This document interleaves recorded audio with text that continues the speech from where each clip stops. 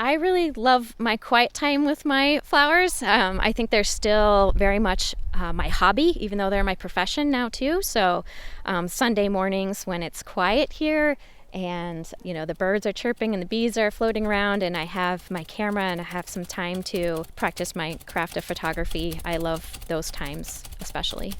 From NCPR, welcome to Northwards. People, ideas, and conversations from and about Northern New York, Vermont, and beyond. I'm Mitch Teich.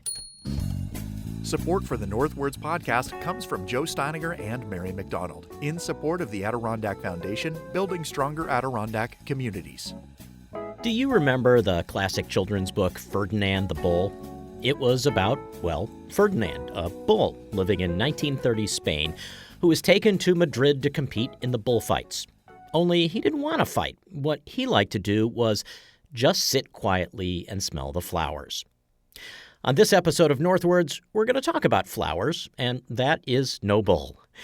Linda D'Arco's farm, Little Farmhouse Flowers, sits in one of the most beautiful bucolic spots in the Adirondacks, in the shadow of Whiteface Mountain in the town of Jay.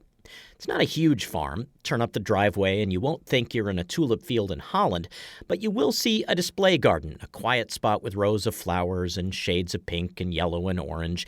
And you'll see a handful of greenhouses and people preparing an awe-inspiring number of flowers to ship fresh to every corner of the country.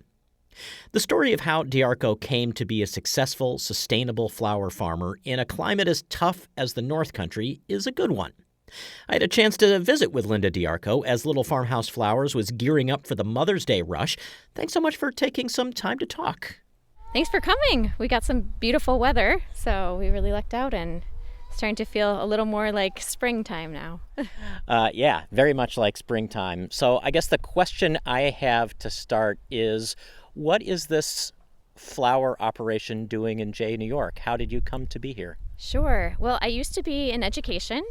I worked as a teacher and an administrator in independent schools, and I had a summertime hobby growing flowers that sort of took over my life. And eventually I got to the point where it made more sense not to lead these dual lives where I'm teaching during the day and sowing flowers and tending plants at night, but to commit to this project and to turn it into a business. So we're here. We have a rather small farm. It's just 2.5 acres, but we grow in an intensive way, and cut flowers are actually the most profitable crop that you can grow per acre. So even though our farm is small, we're able to sustain ourselves and a number of staff who are here helping us. Well, and you say you grow in an intensive way. What do you mean by that?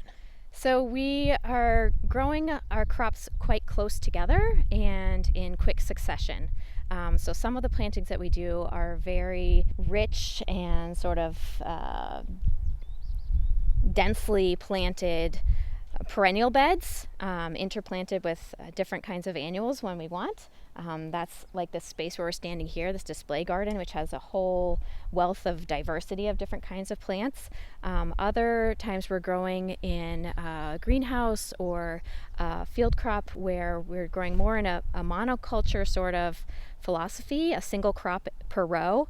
And as soon as that crop's done, we're trying to reinvest in the soil and replant another crop in quick succession. Those types of plants are grown very close together, and that encourages cut flowers to grow straight and tall, which is desirable in our industry. We want to have nice, tall, straight stems. So that's how we're able to grow in a small space and have very high yields as a flower farmer. So over the years, I've spoken with people who have taken their hobby and made it their living. People who love to cook and have opened restaurants, people who love to fish and have become professional fishermen.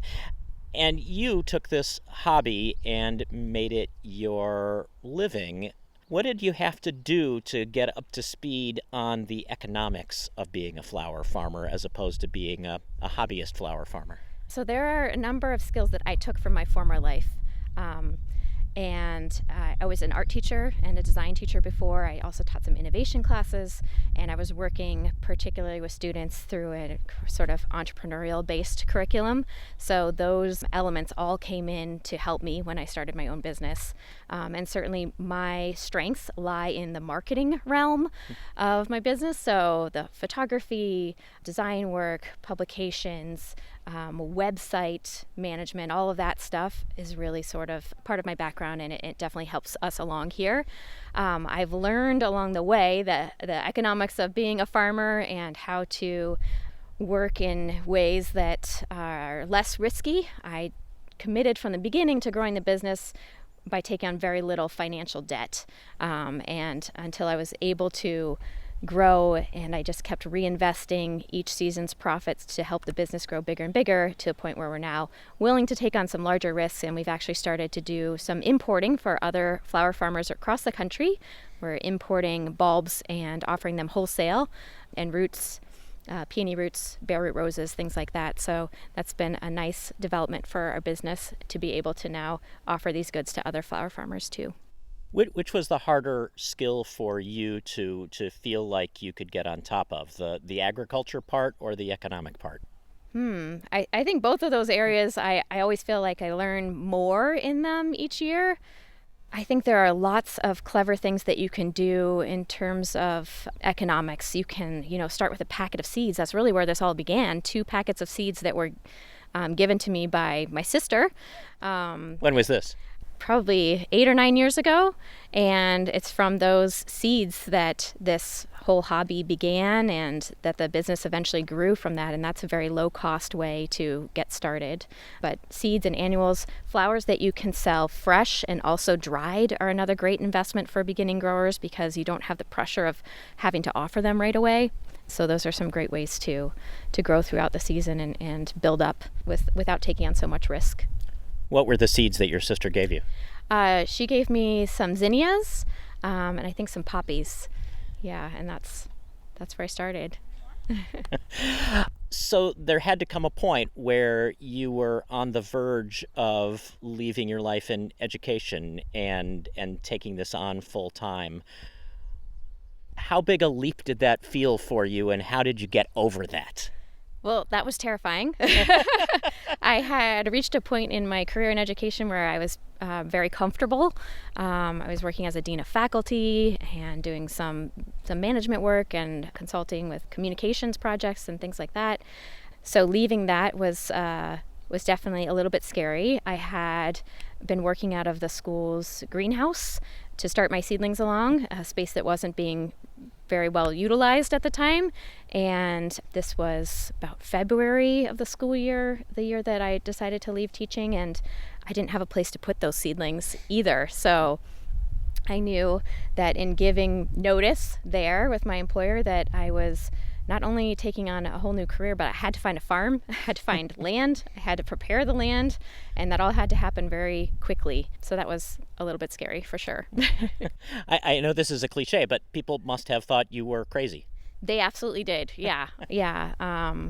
Obviously, there are some people close to me who supported this idea, but yeah, a lot of people thought I was crazy, and I did hear that from some colleagues.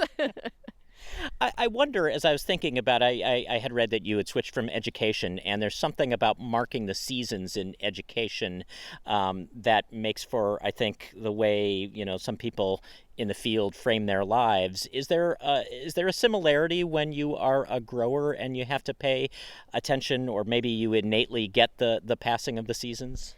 I think, I absolutely feel that, and now I have reverse seasons. As a school teacher, I was, at least initially, very busy during the school year, and then I had this hobby relaxation time during the summer. Now the summer can be a very intense time for a grower, but we've learned here, even in our cold climate, how to be efficient and profitable with our crops throughout the entire year. So we learned how to do bulb forcing in the wintertime. We also have learned how to take advantage of the challenges that we've overcome here, the lessons that we've learned, and use those as educational products that we can share with other farmers to help them along the way and help them learn from our hard-earned lessons. and move their businesses forward a little bit easier than what we experienced. So there is still education in what you do. Yeah, absolutely. And that's been kind of a full circle moment. We have been transitioning our work here more into that realm. We produce online courses and offer them. We do a subscription service where I publish weekly video tips and tutorials from what's happening behind the scenes here. And I really love that part of our work now, for sure. The pandemic must have been an interesting time to be doing this, and at the same time, you must have felt really fortunate that you could be working outside in a way that would have been a lot more difficult if you were still in education. The pandemic was a really interesting time for us because we had been primarily relying upon the wedding and event industry for the sale of our flowers prior to the pandemic. I love the design element. So we grow the flowers here. We also have a design studio. We design with the flowers, make arrangements and bouquets. And that series of events, the pandemic, it wiped out all of those sales. And it forced us to really reevaluate the different income streams that we had for the business and what we were going to feel comfortable investing in the future. So now we are a little bit more diversified. We offer the wholesale cut flowers to florists all over the country. We ship overnight to them.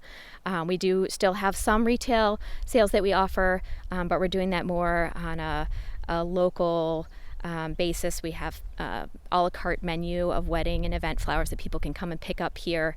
And then we're focusing more on wholesale customers and reaching a broader audience for the time being. The North Country seems like such an unlikely place to grow something like flowers. Why are you doing this here as opposed to a warmer, often more sunny climate? You know, I definitely have an eye on what other growers are doing all over the country. It's hard not to. And when you see them have certain flowers at times of the year when you simply can't have them, you can get a little bit jealous, but it does force us to have to be a little innovative, and that's where some of our indoor bulb forcing projects come from. We're experimenting a lot with hydroponics, with finding ways to grow flowers sustainably in the wintertime too, so that we're not putting a lot of fossil fuels into our operation. I like that part of my work. So sometimes it seems like it would be a lot easier to do this in a warmer place, but we have our own methods here, and they work just fine for us. We're standing in this display garden that you have here. You have to have plenty of work keeping the profitable garden going. Why is it important to have this here as well? So this space is right along the road. It's nice because anyone who's passing by enjoys it and is maybe intrigued by it. We also designed this space with the idea that it could be a place where people can come and enjoy. When they come to pick up flowers, if they place a local order, they can grab their flowers, they can spend some time here in the garden. And it's also a place for us to experiment with plants. So sometimes we're planting things into here that I view sort of as pet plants, things that may not be actually great cut flowers, but may just be intriguing. Or we'll try new things. We'll run little trials in here, see which sorts of plants work well together. That's all really valuable information. And of course, it's wonderful for all of the pollinators and insects and birds that get to spend time here too.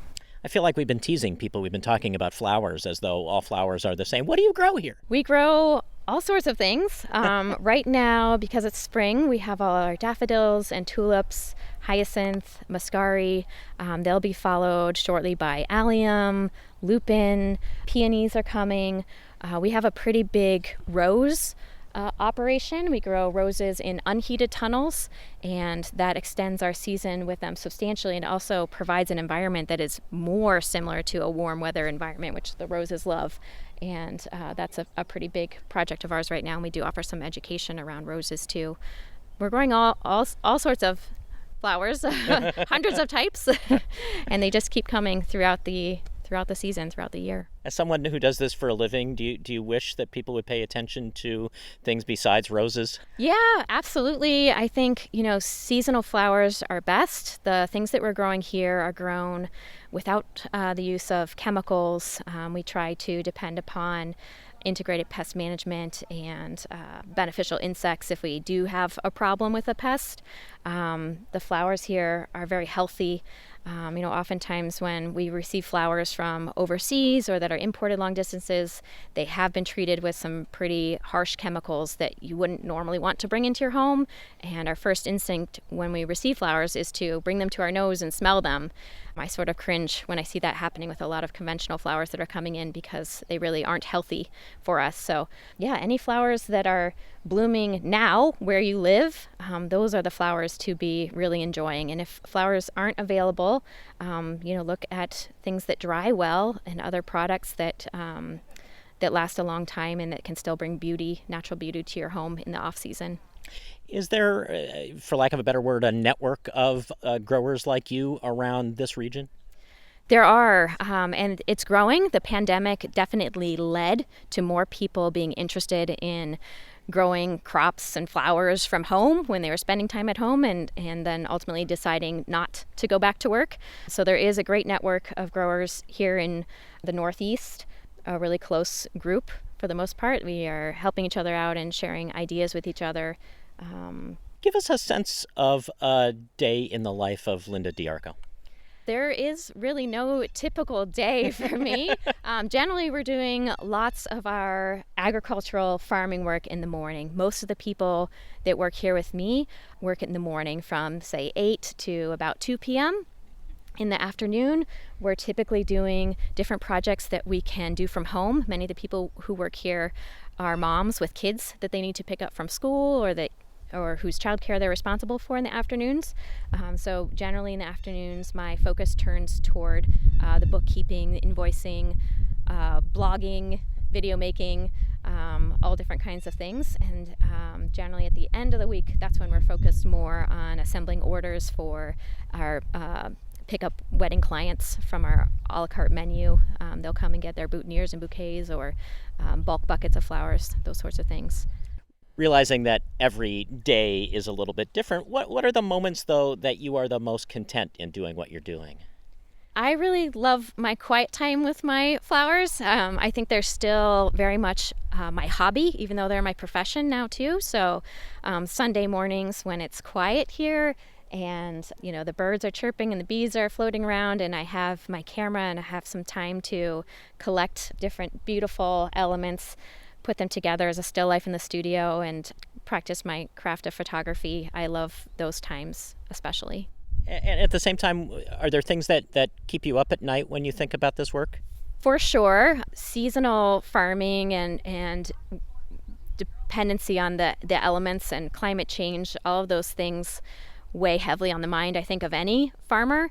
This year we saw our tulips come in about 3 weeks earlier than last year. And last year they were a couple of weeks earlier than the previous year. So it's becoming more and more challenging to depend on the things that we're growing outside without cover as sort of regular seasonal crops. And that's why innovating and learning how to create environments and situations for plants to thrive and also continually updating our offering, learning more and more about perennials that are going to sort of take care of themselves through these situations, that have deep roots and can survive droughts, really important. But yeah, the climate, the weather, those things definitely keep me up at night. And now that we are doing a lot more wholesale offerings to florists and other farmers, that's more risk for the business and more worry because I care deeply about our relationships with those people and about their success too. I guess this is a big philosophical question, but do you feel like what you're doing is contributing beauty to the rest of the world? I think it absolutely is. I do hope that in time not too far away, there are enough people growing flowers to meet their local need and interest. And I hope that people continue to grow in their appreciation for locally grown goods. I do hope there will be a day soon when we don't feel the need to ship flowers even within our own country. Right now, the florists that we're sending flowers from would otherwise be buying from overseas or even further away. So it's nice to be able to share some American grown goods with them. But I look forward to the day when the flower industry is really returned to this country because it used to be very large here prior to about the 1980s. I think we're moving on that path and people are forging many little farms like this all over the place, and being able to supply florists with some super fresh flowers. But yeah, we're really fortunate. This is a beautiful part of the country to live in, and it challenges us. I sure do look forward to spring every year. I feel like we definitely earn it here. Linda D'Arco, thank you so much for sharing some of your work and some of your life with us. It's been my pleasure. Thank you for coming. Linda D'Arco is the founder and owner of Little Farmhouse Flowers in Jay, New York. We spoke with her in the farm's display garden recently, and you can see photos of the farm and find out more at ncpr.org/northwards. Thanks so much for listening to this episode of Northwards. I'm Mitch Tyke. I hope you enjoyed our interview, and you can catch new content every Friday right here or wherever you get your podcasts. Find out more about Northwards and NCPR on our mobile app or at our website, ncpr.org. And while you're there, make a donation to support everything you hear on North Country Public Radio. Northwards is an NCPR podcast production. The program is written, recorded, and edited by Mitch Dyke with digital production supervision by me, Ethan Shanty. Music by the Wickmore Jazz Trio of Plattsburgh. To support this show and find more podcasts, visit ncpr.org. This is NCPR, North Country Public Radio.